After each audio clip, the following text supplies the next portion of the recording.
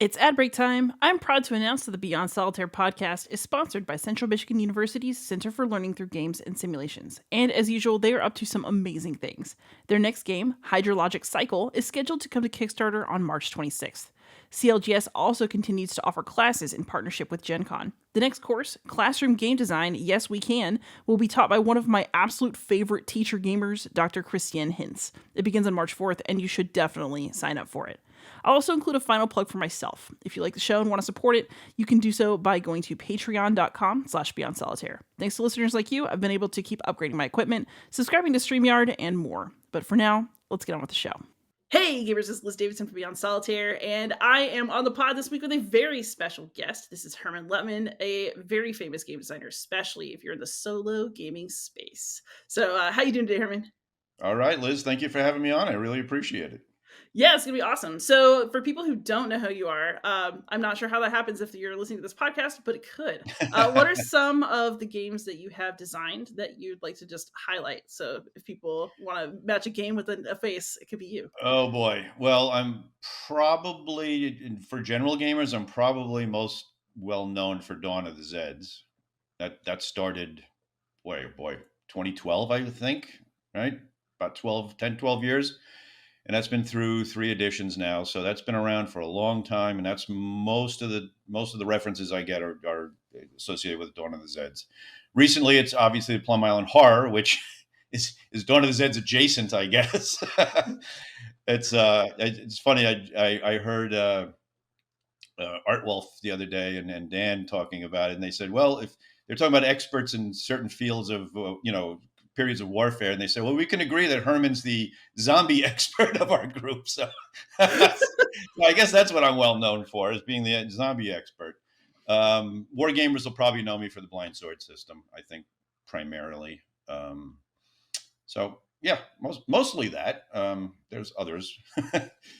Is it? Yeah, you had a very prolific design career. So, for those of you who are curious, just a BGG lookup, you will see many games to sample from Hermann. Mhm. But I actually brought you on today because I thought it'd be kind of fun. I feel like you and I share something, which is that we both enjoy like a broad range of solo games. So we're Mhm. generalists and we're historical and war gamers. Right. So is that something that was always the case for you? Like, did you kind of start in one end and then move to the other? Where did your gaming hobby start and how has it kind of spread? I've always been interested in military history. I was reading military history books when I was 13 or something like that. So that's always been in my DNA. It's been there forever. Oddly enough, my first real war game experience as a routine warrior was actually miniature ships, Alnavco 1/1200 scale ships. And I used to bust tables in my father's restaurant, and all my money went towards ordering the next destroyer or whatever. And so it started there. Then I gradually found a group and got into board gaming. Then in the 90s, I diverted back to miniatures again. I started painting up. I actually have some of them left over there. There are a few that I have left over and spared. I painted Napoleonic 6mm 7 Years War, some Warhammer 40K, epic scale Warhammer 40K. That's the only way to go with Warhammer 40K. And so I did that for a while, and then I gradually went back into board games again. It's a lot of it's like what are people playing around you at the time, right? So we'd go to this one store called Waterloo, and there was a miniatures club and there's a board game club, and you just go with what the crowd's doing and you adapt to it, and that's so I ended up mostly in war game. I can't see to paint, and I don't have time to paint anymore. So I've kind of given up on the miniatures, though I'm hoping that epic scale comes back one day and I can deploy my orcs again. Yeah. So, I mean, it's now oddly enough, just to give you a little transition, my first game design was with Victory Point Games, was called Gettysburg the Wheat Field. That was actually based on a set of miniatures rules I designed called Tattered Flags. And Alan Emmerich and I talked about System 7 Napoleonics. I don't know if you remember what those were. Those were actually cardboard counters that were used as miniatures.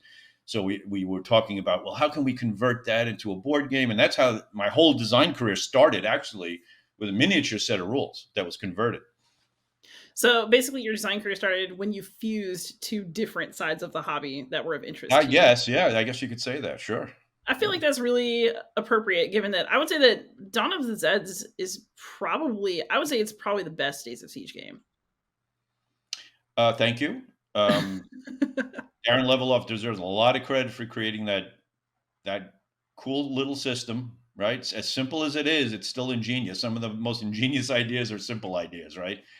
And I mean, that thing's, what is it? There's like 20, 30 games now using that system. And thank you for saying that. Some other people have said that too. It did take that whole model and just kind of messed with it, I guess you could say. Um, but thank you very much. I appreciate it. Yeah, but it's fun to see like a fusion of, I don't know what to call zombies.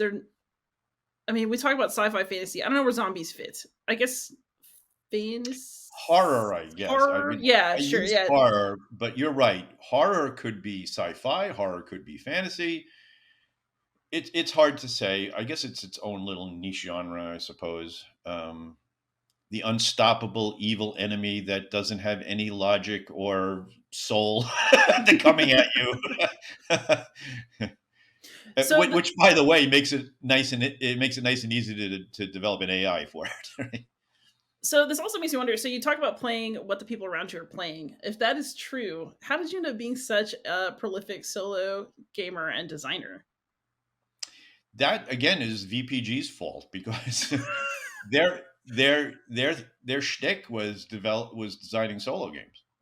That was their kind of little part of the market, and I mean, obviously they did others too, but they seem to have this gear where they were putting out solo games. I find it, and when I started designing, I found it a particular interesting challenge to do a solo game. They're not easy to design. Good ones are not easy to design, and I promised myself when I got into the designing thing that I would not just pump out the same stuff constantly, and B, I would challenge myself. So I do try to think outside the box, because one of the ideas of designing is that you want to challenge yourself, right? You want to be creative, and I try to push that all the time. So even with Blind Swords, people ask me, how come you only did 3 Blind Swords Civil War games? And I said, because I was kind of, I just didn't want to churn them out, right? And I've taken the Blind Sword system and done other things with it. I've twisted it and tweaked it so that it would be, for a Most Fearful Sacrifice, it was on a larger scale. For Shattered Union series, it was smaller, more obscure battles, and simpler to play. So I tried to change it up a little bit and not just keep repeating the same thing. Nice. So I'll turn us around to the history part later. But for now, the other thing I kind of wanted to ask is, you made some really good comments in our sort of pre-chat, where you're talking about playing everything and kind of managing to Mhm. get it into your designs, especially in a world where we like to fight about what a war game is. Um, uh, Please don't make me do no, no, no, that. no. But I want to like, how do you? I want you to talk about your approach because I think it's interesting. What kinds of things can go into war games without compromising what you see as their essential Yeah. So wargaminess? right. So again, without getting into what is a war game, but let's say it's a simulation of a historical battle, let's say, or a campaign. Um, the mechanics that have been used to simulate that since the 70s or even 60s kind of were like, hex encounter, zone of control, odds based CRT, variations of that, lots of modifiers, 2 hours per turn, that kind of thing. And I was one of those guys too. I played all those games, right? But as we get now a little bit more competitive in the market, in the gaming market, you can see that there are games out there that are using all sorts of different mechanisms and styles and approaches. I have them all lined up there back there. None of those are a war game. Defenders of the Realm and Street Masters and all sorts of stuff like that.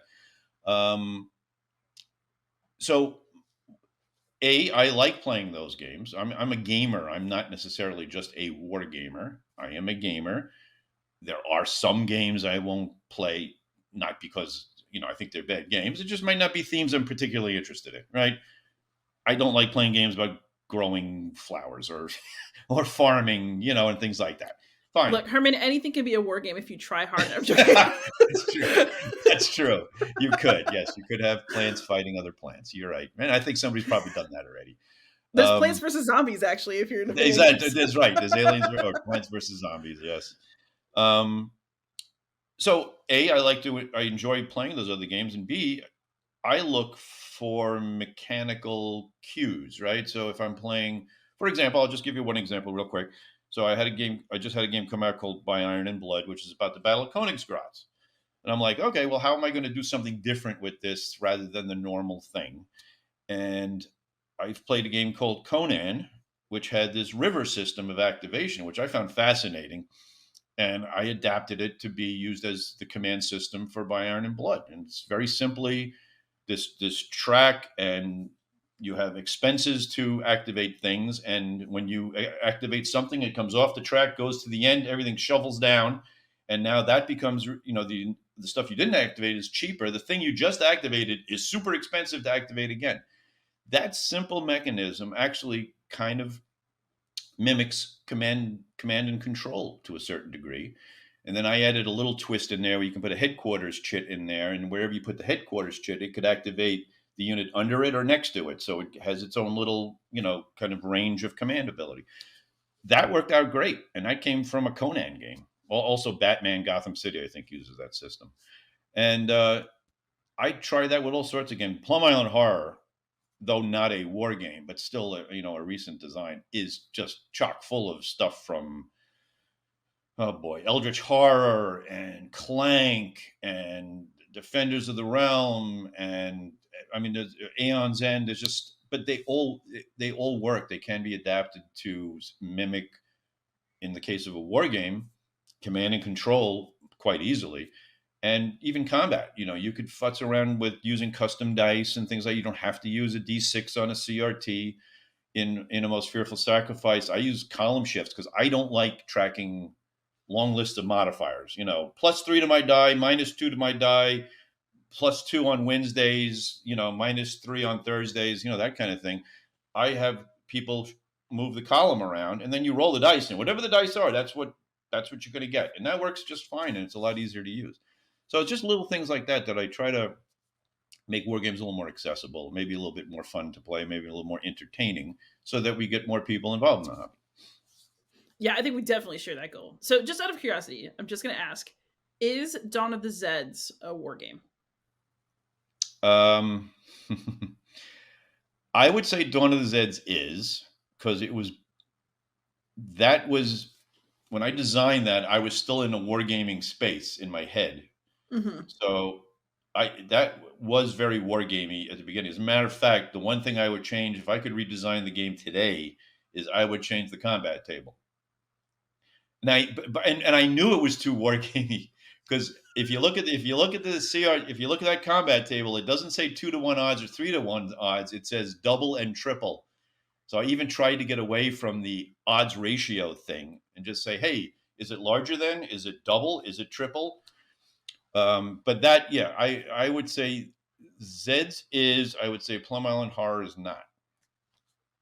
Oh, that's interesting. So for you, it's kind of a mechanism-based thing almost, as opposed to theme-based.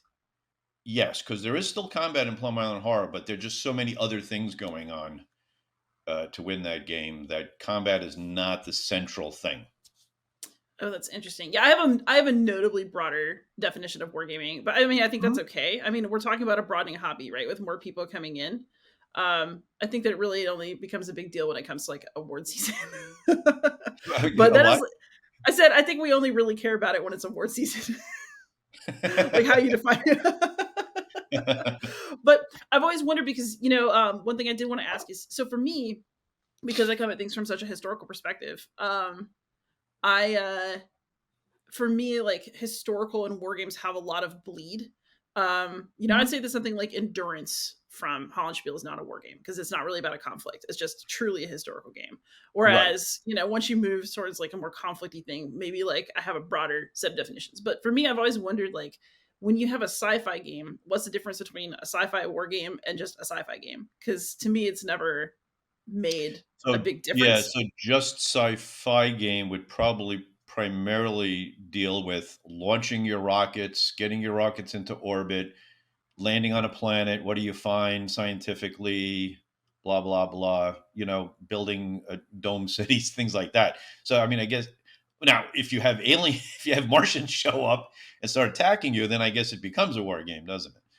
So, for example, again, just to prove your point, a game like Australia by Martin Wallace. I don't know if you've played I that have, yeah. one.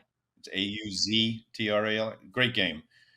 But the first half of that game is all laying down tracks and farming and making connections, and then the second half of the game just becomes this sci-fi war game against Cthulhu. It's a fascinating design, but I guess people don't refer to it as a war game. I've never heard people refer to it as a war game. It's just one of those oddball But I things. guarantee you people are going to say that Plum Island Horror is a war game because it came out from GMT. Oh, I've already had that happen. As a matter of fact, there was Michael Kelly from One Stop Co-op Shop, and he said somebody else got it, and they don't normally play war games from GMT. And I wrote him, I go, Mike, this is not a war game, all right? This is a horror survival game. Although, I mean, even Avalon Hill and its like original incarnation published a lot of different kinds of stuff. I mean, like baseball and Mm-hmm. sports Outdoor games. Yeah, survival. There's a whole bunch of stuff, and that goes. That proves the point, right? I mean, and GMT's now. I mean, a lot of companies have done it, but GMT particularly is obviously has. And it's not just with Plum Island Horror. They've got what is it? Space Corp and Chad Jensen's games, right? Dominant Species and all that. So they've been doing it for a while. yeah, I mean, like for example, Mr. President, right? I yeah. mean, I know that I've even talked to Ryan about this. I said, well, Mr. President, what? I mean, is that going to be classified as a war game? I mean, I haven't decided what that is yet. That game is like I'm sure Gene it's no, no, appreciates no. I don't that. mean it's about. It's a brilliant like No, I design. know what you It's mean. just I know it's what you how mean. do you Yeah, categorize? Like, there's nothing like it. There's truly no game in existence that is like Mr. President.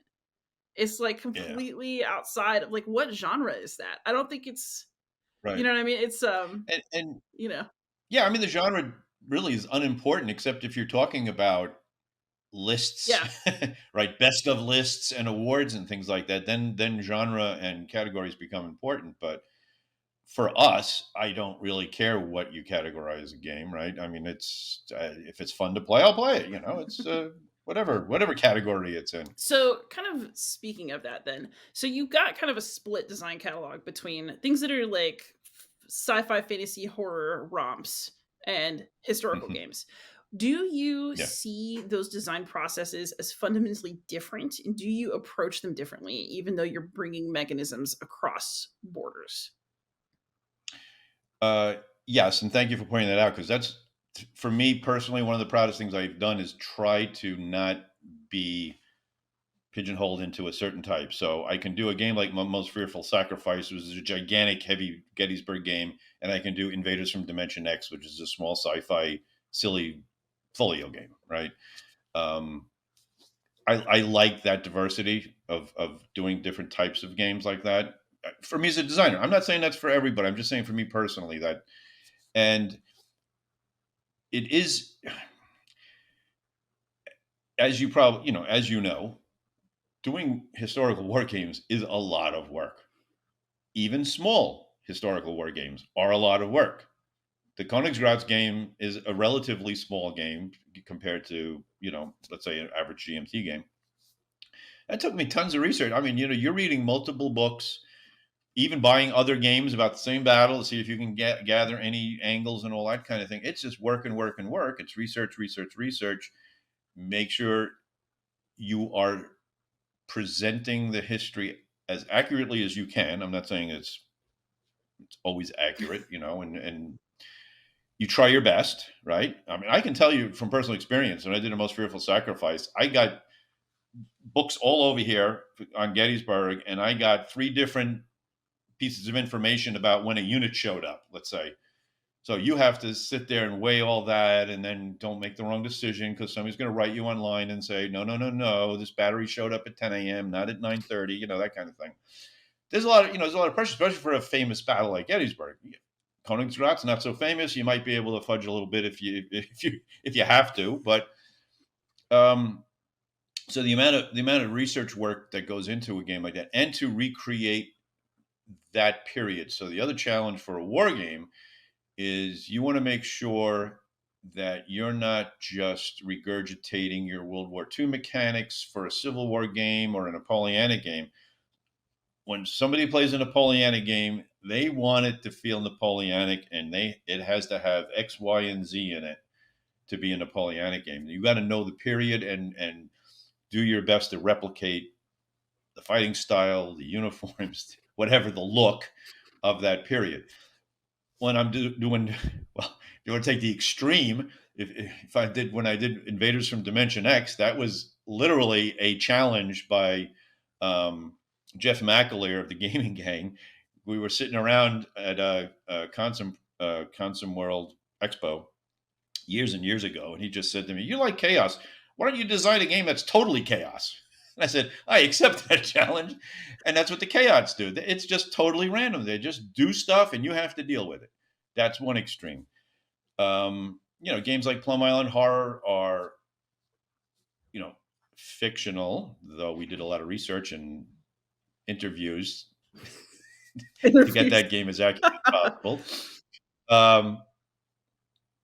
And then your main concentration is to design the most entertaining product you can, right? Come up with the best mechanics to let people have a great time and to challenge them game wise, and you justify everything later on, right? Especially for a sci-fi game, right? Where you're just, now it still has to be internally logical, right? So if you're doing a sci-fi world, well, I'll tell you what, do a fantasy world. We just, with Ryan Heilman and Fred Manzo, we just designed Struggle for Zorn, the Red Blight for Blue Panther games. It's a big fantasy war game. It is a fantasy war game, but that world that we created, though it's not as deep as, if you're going to read a novel, we created a world that is internally logical and appears in the game, right?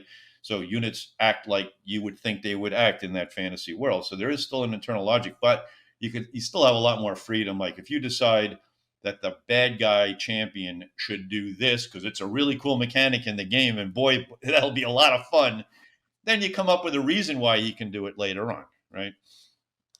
So designing non-historical games, it's basically entertainment first, build world later, come up with cool stuff that people will laugh at or have fun with. Historical gaming, it's kind of the opposite. It's like get all your ducks in a row, get everything accurate, make sure you're telling the proper story and an accurate story. They're both a lot of work in different ways, but rewarding nonetheless in both cases. So one thing I think is really fun when you're talking about history is that, I mean, for me, I say this often, is that when you're doing history, you're telling what you think happened, but then you're also, by choosing the things that you prioritize and the things that you show interest in and the perspectives you pick, Mm-hmm. you're also telling a bit of a story about yourself. And so, how do you, I mean, what kind of responsibility do you feel to represent more historically than just the time, the uniform, the flag? Are you also trying to sort of capture the essence of the period or on the specifics of combat as opposed to like sort of like a larger situation that the combat's happening in? I personally just concentrate on on that battle or on that campaign that I'm doing. Right, it's not a treatise on the politics of Napoleon III or whatever.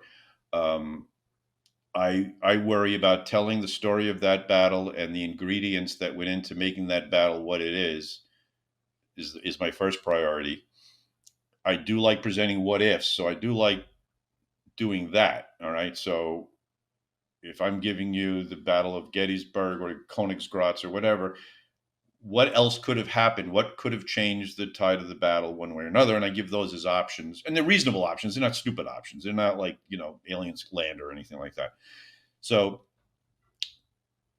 that I feel is a bit of a responsibility. Is maybe go outside the battle a little bit and say, well, what happens if this hadn't happened? What if Second Army doesn't show up for the Prussians, and can the Austrians then win at the Battle of Königsgrad? So I don't go, and in a game like, for example, if it's an obscure period or obscure to Americans, let's say, um, at any cost was about the campaign around Metz in 1870 during the Franco-Prussian War, and a game had never been designed on the whole campaign around that city, even though there were two humongous battles fought there. And I just took it upon myself and said, well, I'm learning about this period. I'm going to do a whole playbook with a whole historical detailed thing on this is what this period represents. Just in that sense, it was to teach people, look, this is a something that you probably don't play a lot of games about, and this is what they looked like, and these are the uniforms they wore, these are the tactics they used, these are the commanders and their personalities, and this is how it went, and this is why it's important. Arguments are made, that World War One doesn't happen without the Franco-Prussian War, and World War Two doesn't happen without World War One. So you can trace this all back. So that kind of leads me to ask then. So, you're very focused on battles and on interesting battles. Then why do you choose the specific historical periods that you do? Like I feel like you've got kind of a few threads. I associate your work with a lot of Civil War gaming. You've done some Mm-hmm. Napoleonics. I know you've got a Franco-Prussian War game out. Mm-hmm. What draws you to the periods that you choose to represent, and like what causes you to decide this is going to be a game? I want to make a game about this. Yeah, that's a good question. I honestly don't know. It's like I don't do a lot of World War II games.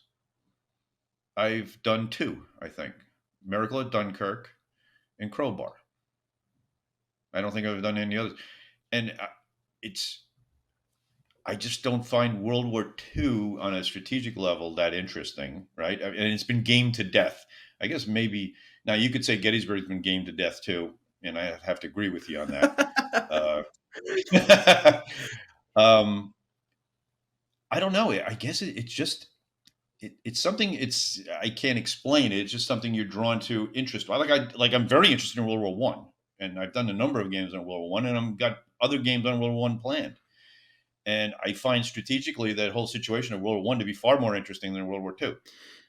More fronts, more countries involved. The whole beginning of the war is just bizarre. How this whole thing even got rolling.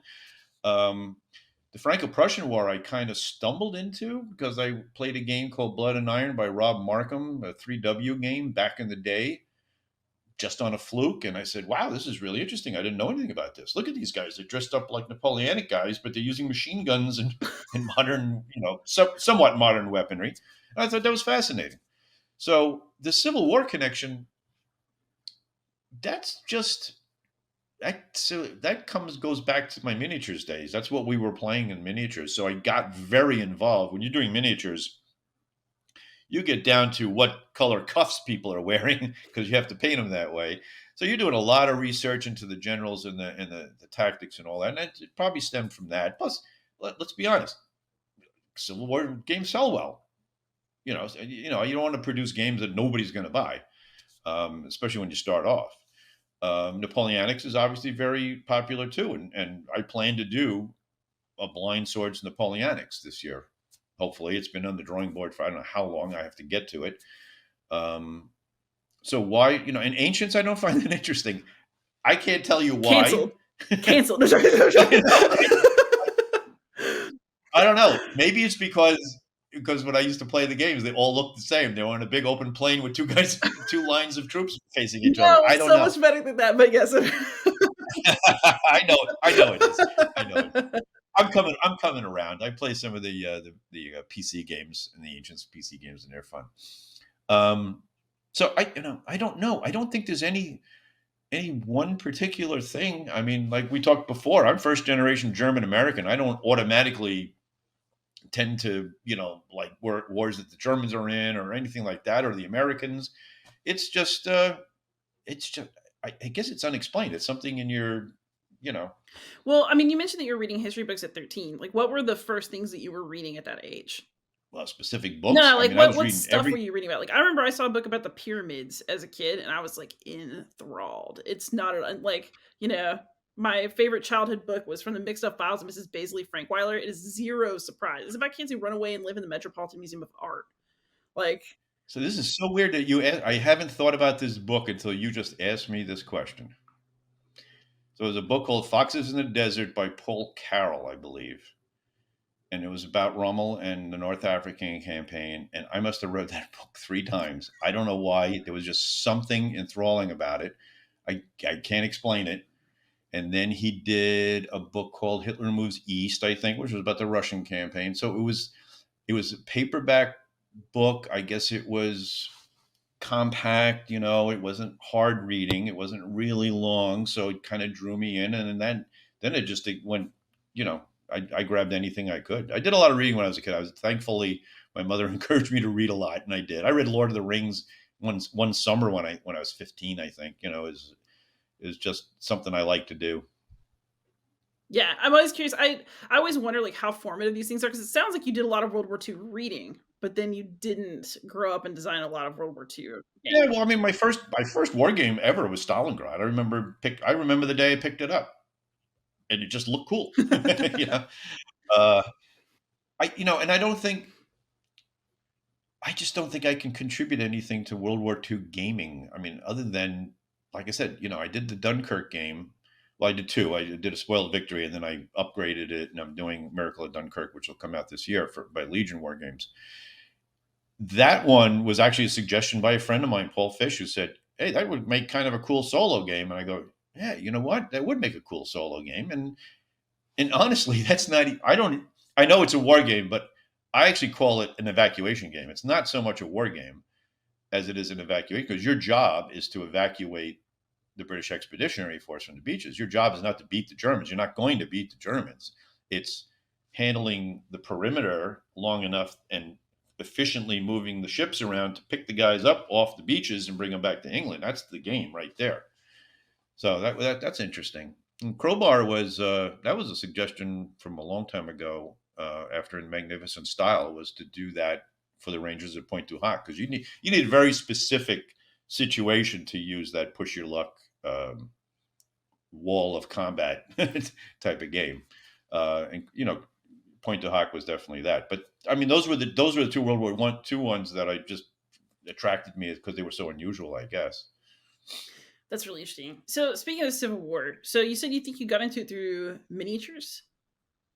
Hmm. Interesting. I've never really done any miniature stuff, so I'm always curious. My grandfather has a lot of painted miniatures though. So like I can see it happening. Hmm. But I guess I wanted to ask, so you do a lot of Civil War games, and I think that probably over the course of your lifetime, and really over the course of mine, like a lot of attitudes about the Civil War have changed.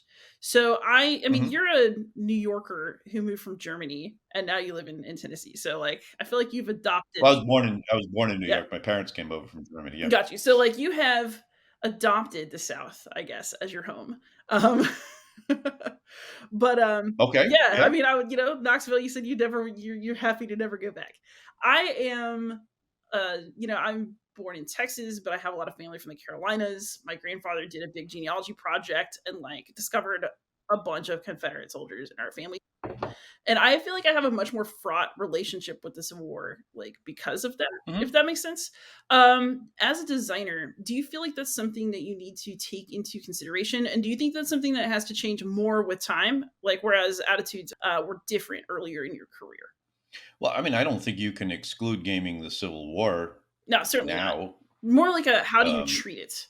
Like, I think that, we're kind of in the midst of a lot of cultural well, that conversations goes about back it. to what you said before. I don't talk about the greater scope. I'm concentrating on this one engagement.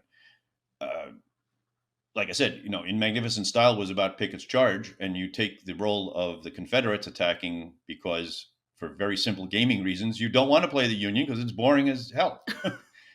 And that or any of the Civil War games, it's hard to say, to make a judgment on anybody that, well, you can't play the Confederates and you can't win as the Confederates because now we have a different look at that war now. Um, I it is what it is, and for me personally, if it's uncomfortable for somebody to play a civil, then don't play a Civil War game. I don't take a position on who should win or lose a battle. If it's a historical battle, whoever won or lost. Confederates lost Gettysburg. I've done that game. I've done plenty of games where either side has won, or. Yeah, it's just sort of interesting in Magnificent Style in particular. Like, I've reviewed it, and so I mean, I won't shy away. I thought it was a really, really good game. I felt uncomfortable with like, come on, boys, Rebel Yell, just because it kind of like had echoes of my own childhood of things like I didn't totally feel comfortable with about the culture that I was in. Do you think that it's possible to make a game about something like Pickett's Charge and not kind of bring in those narratives? Are they necessary? Like, do you have to embody that role that hard to make it through that Oh, game? You know what I it, mean? Like, I always wonder about these things from your I'm not perspective. making. Like, From my perspective, I'm designing a game about Pickett's Charge. I'm not making a moral judgment about Pickett's Charge. And honestly, if that makes you feel uncomfortable to play the Confederate, it says on the box you're going to play as the oh yeah, Confederates and Pickett's Charge. Then just don't play it. I'm not sitting there telling everybody, "Wow, this is really great." If you win, you are role playing them. Yes, obviously you are, but you're role playing any Civil War game you play as the Confederates. You're role playing the Confederates. You're trying to win as the Confederates. And I find it interesting. So I know that you're coming from that angle because you have a history, and I understand that.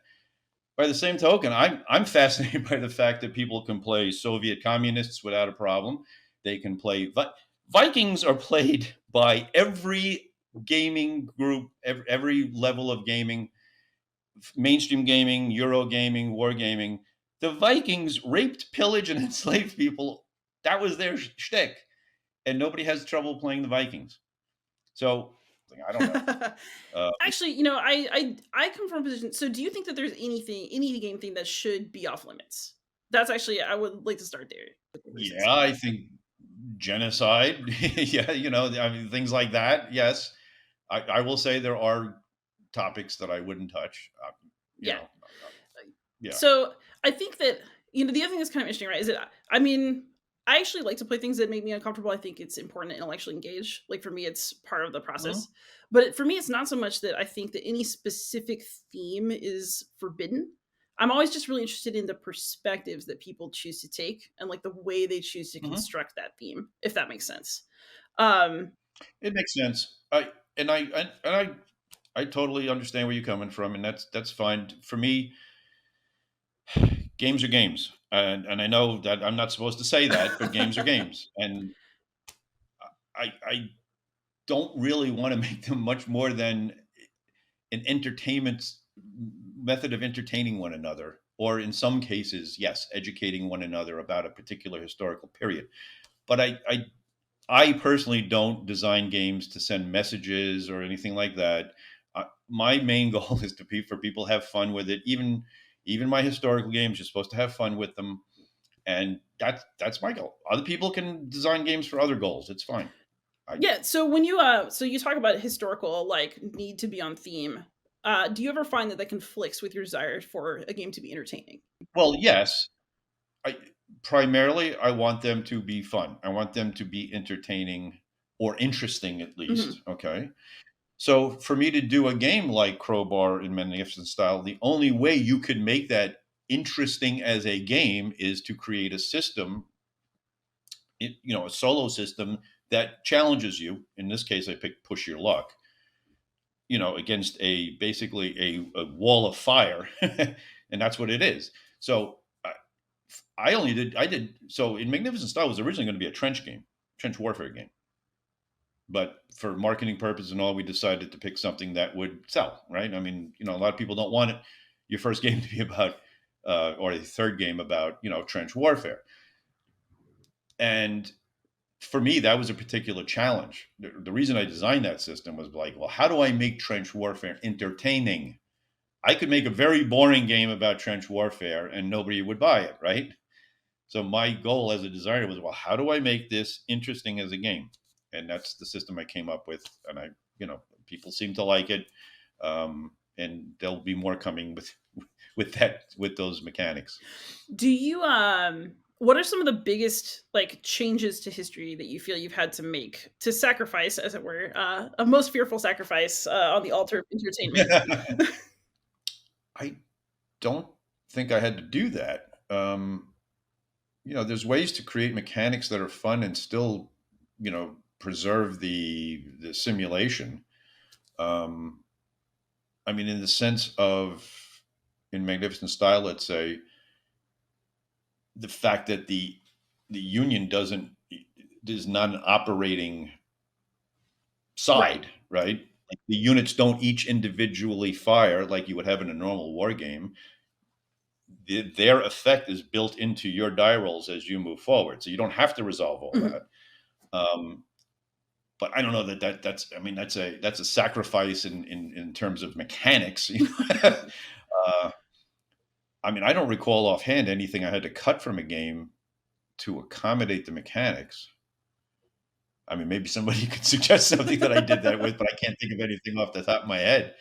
Oh, Um, that's interesting. I asked because so for Night Witches, David Thompson and I are doing a game. Like, the fact is that flying endless harassment missions and not having super powerful bombs leads to a fairly boring, if also extremely dangerous and adrenaline filled night. So to make Night Witches a more enjoyable game, we didn't necessarily want to send players out for 8 sorties that were super repetitive over the course of mhm, missions. So we had to like choose maybe slightly more powerful targeting options. Like, they're a little more powerful than they really were in real life. In terms of their bombing mhm, capacity, or we made the knights. We limited the time that players were like running sorties against some of our missions, specifically because if you don't and you just let people go all night, it reduces the tension of the game and makes it more repetitive and I think less interesting. And so mhm, we're going to have a historical consultant like write an essay about what's real and what's not in our game. But we had to make some choices in order to bring the excitement out of a theme that is exciting because of the coolness of what the women did, but maybe wouldn't be the best game. okay, that's interesting. Maybe in that sense, for example, if you're talking about Crowbar and you're talking about the preliminary bombardment by the Air Force and the Navy, instead of having you sit there and, like what you're saying, you kind of abstract Yeah. it, right, to make it more entertaining. So what I do is instead of having you sit there resolving combat for every ship and every plane and every bomb, is I have these chits, right, these packs of chits with different effects on the bottom, and you decide how many. They're all face down, and you decide how many you're going to drop on the enemy to soften them up. But you really don't know what the effect's going to be. Too much nothing. There's too much nothing in there, Herman. So you don't, and then you don't find out what you've done to the enemy until you actually move up there, and they say, "Oh, look at that! I devastated that position. Thank God!" Or they didn't do nothing happened. So, I mean, I guess that's what you're talking about is abstracting certain historical things to and making it a little more into. So, for me, dropping chits unknowingly and saying, "Do I put 4 on here to make darn sure this guy gets it, or take a risk and put 1 here?" That's kind of what you're saying. That's the more gamey, entertaining part rather than sitting there resolving all the actual bombardments. Okay, that's cool. I like that. The other comment it's been kind of a thread throughout our interview, but I've been waiting to ask. But you mentioned often that marketing and commercial elements do at least partially drive the game themes that you choose, the types of games that you decide to design, your entry into solo gaming. To what extent would you say that your game theming choices and presentation choices are market driven? And to what extent would you say that they represent you and your passion for what you're doing? So I have to work for publishers. Publishers are businesses that have to make money, and they make money by selling games. So I will design games that I think the publisher can sell. I won't force feed them a game on some battle nobody's ever heard of or cares about and make it a $80 game that takes 14 hours to play because nobody's going to buy it. What are you talking about? There's like a um, whole everyone would buy that. But when they play it, no, they'll just and unbox things. so as you probably know, and I'm sure David's told nobody, no design. Well, maybe Dave's getting rich off this. I don't know. By now, he's doing so well. But look, we're not getting. This is not a career. This is not. We're not. Richard Launius or what's his name. I can't think of him. Um, so we're not making a lot of money at this. I mean, and this is a joyful thing. I mean, I would probably be doing this if I didn't get paid. So, nonetheless, I have to make games that will sell. That's why they're doing it, right? So if I make a bunch of games and they don't sell anything, the publisher's eventually going to tell me, Herman, stop making games. Unless I make them for myself and my friends or something, right? So to answer your question, I have to present them with a game that they think they will sell or that will sell reasonably. I will admit that now that I've been doing this long enough and I have a few good sellers, I can probably get away with saying, hey, I have a game about this, Königsgratz, let's say, and I would like to design a game about that. And the publisher will say, well, okay, we should sell a reasonable amount of them. Maybe people like your games and we'll buy them because it's your game. There's a little bit more weight there. Okay. Still, it has to be a topic that's going to sell, that people are going to want to buy. And that's my obligation to the publisher. I mean, I can't ask a publisher to go broke selling game, trying to sell games that I make, and they don't provide any profit for them at all. I mean, fair enough. But what are some of your okay? So now that you're a fancy designer who has some good sellers, here's the question then: I'm gonna put my toe in the water on that one. what are some of your least marketable design ideas that you'd still kind of like to do? Where do you come up with these questions? Oh, kind of like my bucket list. Yeah. Another baseball game. Okay. Because my first baseball game is my worst selling design. It was called High and Tight. I did it for VPG, and nobody knows about it, or well, a few people know about it, but a baseball game, which might still happen. What else do I like? I would love to do a lot games on the smaller battles of the Austro-Prussian, Franco-Prussian, and Italian wars of independence, and the Crimean War, all the 1840s, 50s, 60s, 70s battles in Europe that were cool battles, like the Battle of Magenta, stuff like that, which would naturally have to be smaller games because they're smaller battles, but I just find them very interesting. They probably wouldn't sell, but maybe one of these days, if I can package them properly and come up with a cool system, I could do something like that. I think Ryan and I talked about that the other day, as a matter of fact. What else hasn't sold that well? I did a game called Dead Reckoning, which was a 2-player zombie versus humans game, which was a cool system and warped into a couple of World War I systems. That one hasn't done very well. What else? No, I'll stay with that for now. Okay. I mean, At Any Cost has only had one printing at GMT, but there may be a second printing finally. And that one kind of surprised me because it actually sold well and it has good ratings. I'm not exactly sure why they didn't do another printing, but whatever they do, they do. It's fine. And that's about it. I mean, even so, you talk about marketing. So even like the follow up to Most Fearful Sacrifice, I had to pick a battle that was interesting to do, but still would be popular enough that people would want to get it. And then we're doing Rocket Chickamauga, and Chickamauga, which is actually probably near where you live, right? It's in northwestern Georgia, and kind of near me. It's 2 hours from me. But I mean, again, that's an interesting enough battle, and not a lot of games have been done on it. So that's marketing wise cool, and that's interest for me wise cool, and interest for Civil War enthusiasts cool.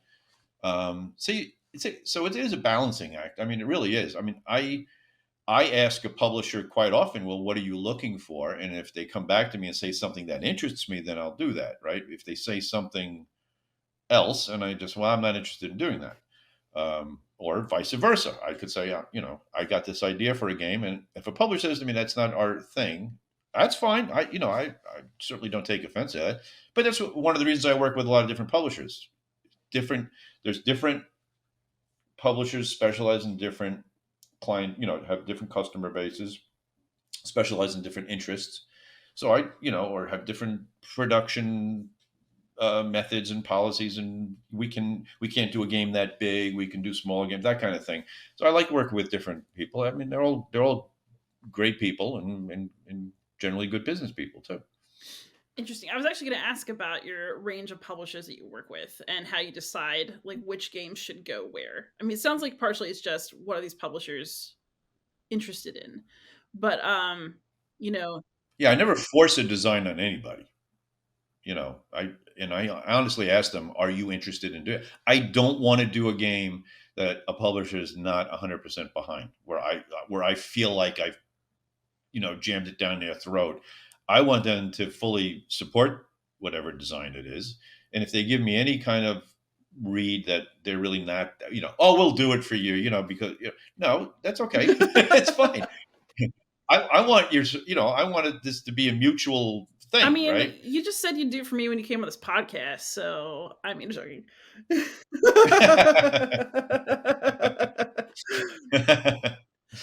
But no, that's really so that also leads to the question of how different are your relationship with different publishers? Do you get a lot do you prefer to do most of your own development?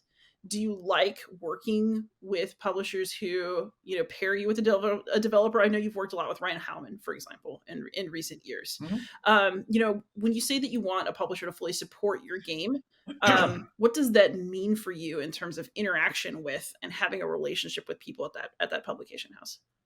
Right. So the first level of support is moral support. Like, hey, we're really excited about this, right? So that gets you jazzed up. If they're jazzed up for it, then you get a little bit more excited about it. If they come back to you and say, "Well, all right," then I'm not that excited about doing it, right? But they all have their different styles. So you mentioned Ryan. Actually, Ryan and I only met last year at WBC. So we've actually been working less than a year now. Oh man, that And Zorn game came out quick then. yes, it did. It did. So what part of that is because Ryan and I found out that we're simpatico, like we're like on the same wavelength back and forth, and that can be bad because it's just too many ideas flying around. Um, and Steve Jones of Blue Panther, I've known him for a long time because he did the printing. He worked with Alan Emmerich a little bit, and then he did the printing for White Dog Games, which I designed a few games for. And he moved to Murfreesboro, which is only a couple hours away from me, and we became pretty good friends, and we started working together. Flying Pig Games, Tiny Battle Games, Mark Walker. I was enamored of Mark Walker because World at War, right? And you want to talk about theaters, themes that I'm not that interested in ever designing are moderns, right? Because I know nothing about modern warfare. I don't like a lot of modern warfare, but his World at War game for Lock and Load, that first version, I absolutely loved because it was chit pull, it was random turn end, things happened to you. It was easy to play for a modern game. That game was very accessible. You could just play it. You're talking about an era where modern games were enormous, where you're measuring missiles going across hexes, things like that. So I remember going up to him at a WBC when it was in Lancaster and crawling up there and going, "Hi, Mr. Walker, I'm such a big fan of yours." And since then, we just got together, and now we're like best friends. I go up there every 3 months or so. We play games for a weekend. He's great to work with. We talk like we're friends now, but I still respect the fact that he is a publisher, Yeah. right? So I don't try to push anything on him that he doesn't want, and vice versa. If he tells me something's a bad idea, he'll tell me. Uh, GMT. Now, it's interesting. GMT.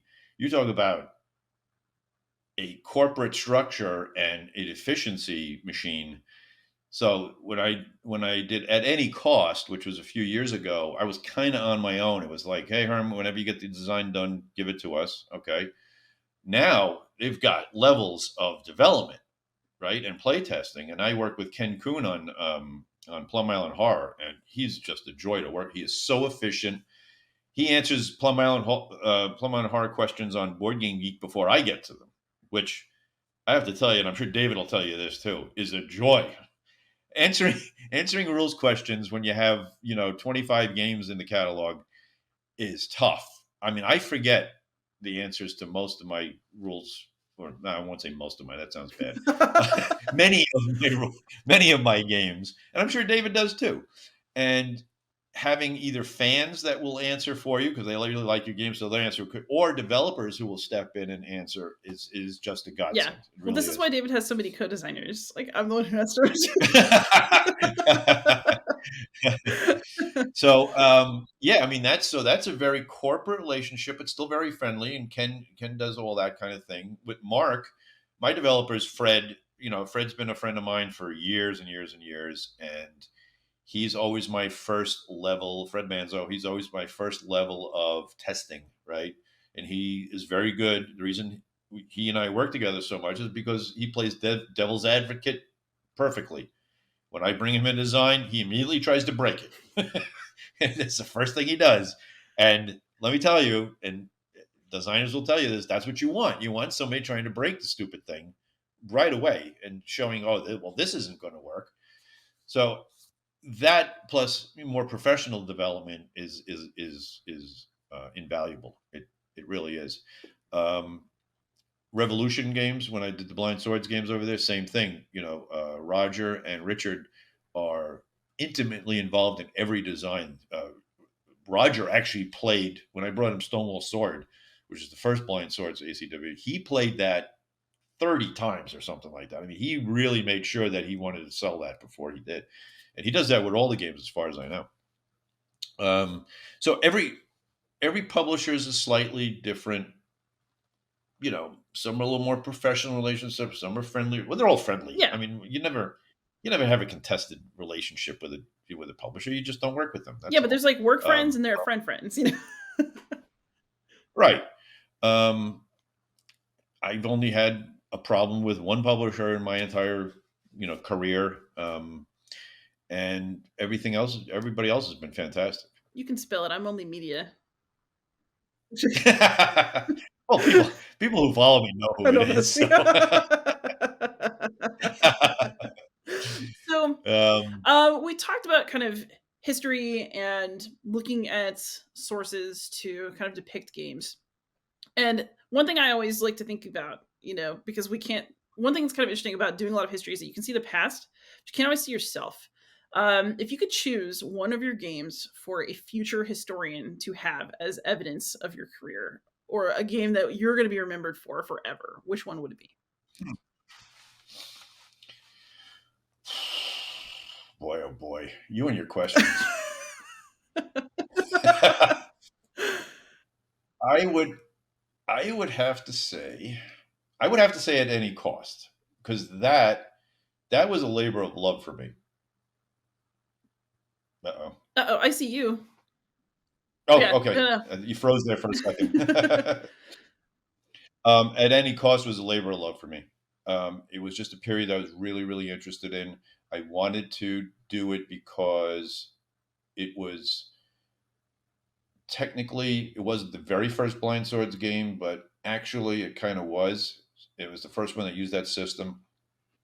It was it was a campaign that's never been gamed before, which surprised me. One of the battles was, a couple of the battles were, but not the whole campaign, the whole flow of those 4 days.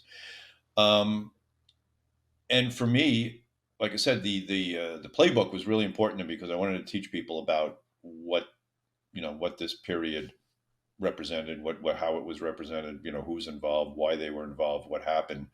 One of my personal proudest moments was when I was at WBC and I had somebody come up to me and tell me that they thought that playbook was so good they used it in a classroom to teach the period. Nice.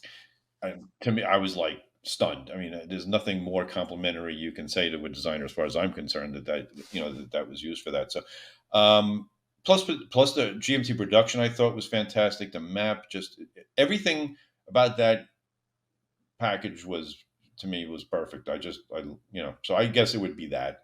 Um, yeah, I mean, Most Fearful Sacrifice, obviously my most successful game as far as awards. Won the CSR, one of 3 CSR awards. It's my biggest and heaviest game by far.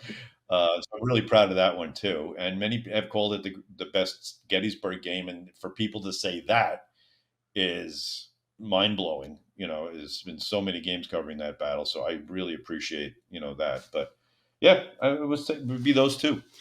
Nice. And if people could look over the whole of your gaming career, what would you like people to say about you as a designer in 20 years, in 50 years? Hopefully all of our games are still around then. And they're not just um, I think that I would want people to say that they appreciate the diversity of my designs. That it wasn't just doing one type of design over and over again, or one subject over and over again. I take a lot of pride in that. I can do a Plum Island horror, and I can do a hardcore war game or an easier war game. Um, Solo games, multiplayer games. Plum Island Horror is the first multiplayer cooperative game I've done, and that's something I want to see as the future for wargaming. Is that this idea of cooperation and playing on the same side? I like that a lot, um, but yeah, I would think that the diversity of the titles, that they couldn't pigeonhole me as, you know, that World War II guy, or that, well, they've kind of pigeonholed me as a zombie guy, but I guess I have to live with that. we'll all be zombies someday. It's okay. That's good point. Yes, I was predicting the future there. Yes. And then because all designers play games heavily, what are some games that you've been playing recently that bring you joy? Oh my goodness, I got it right there. Tales from the Red Dragon Inn. What a cool little game. I just played For Glory, which is the gladiator combat, card combat game. That thing's cool. Um, oh my god, some of my favorites are, let's see, Street Masters, Defenders of the Realm, Gears of War. Have you played Gears of No, but War? I did acquire a copy. I Oh, did. I felt like I probably should make sure I got one before it was impossible. oh my god, that game is great. Why nobody's ever taken that thing and run with it a little bit and redone it, or because it's out of print now. But I will literally will play just about anything. I mean, I'm not big into Euro games. I mean, I'm not talking about Euro. Wargamers tend to call non-war games all Euro games. They're not. I'm talking about uh, the real Euro games. You know what I'm talking about. I can't think of one off the top of my head right now. Yeah, no, I know what you mean. A billion pieces, a billion cubes, a billion ways to score victory points, and it's trading in the Mediterranean or Of something, course, something like that. I do like those too. I like it all, but Oh, okay. Um, I like, so just to give you an example, probably my favorite game of all time, right? Since I didn't play this game since the '90s, is Robo Rally. So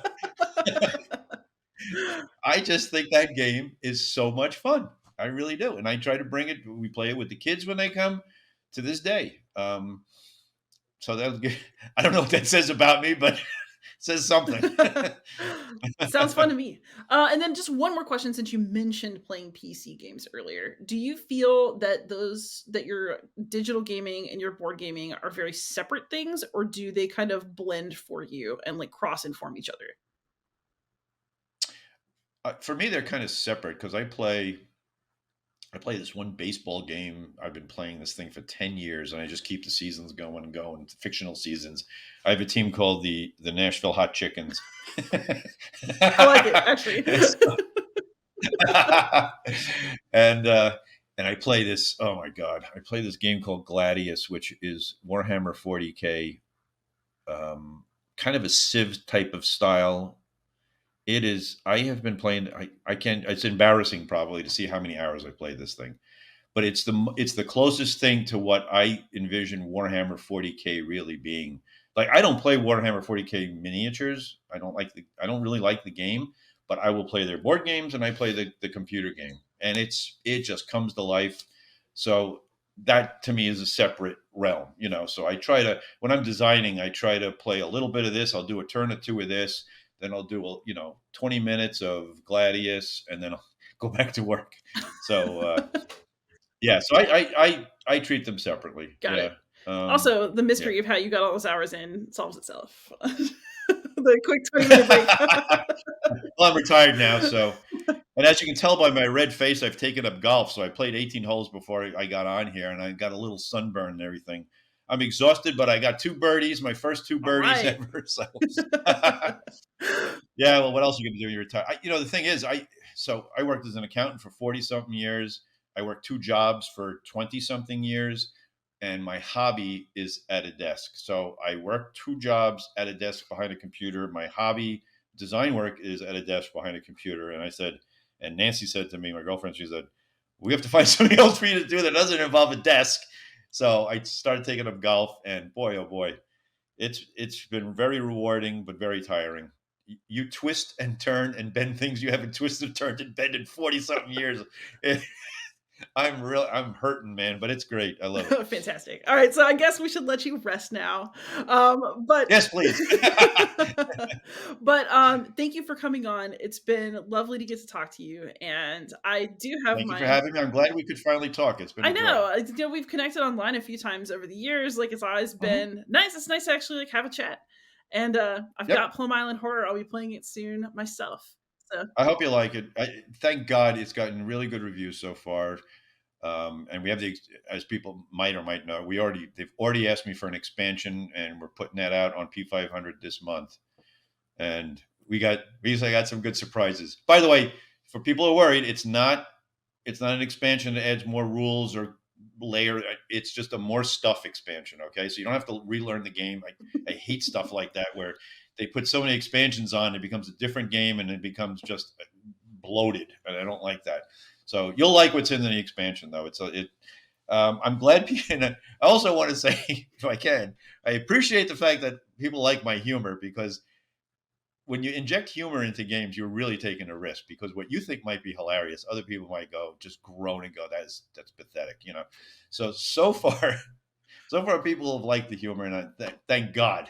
That's all I can say. awesome. Yeah, we might actually talk more about that in the future once I have played it and can Oh, talk to you about sure, your decks. yeah, That'd be actually pretty absolutely, fun. yeah. But seriously, thank you so much for coming on. It's been an absolute delight to have you. Thank you. And Yep. yeah, best of luck with retirement and all of the designs. I'm waiting. Let's go. I'm working harder now than I did when I worked for a living. So, And everybody out there, please like, subscribe, comment, ask questions, and most of all, happy gaming.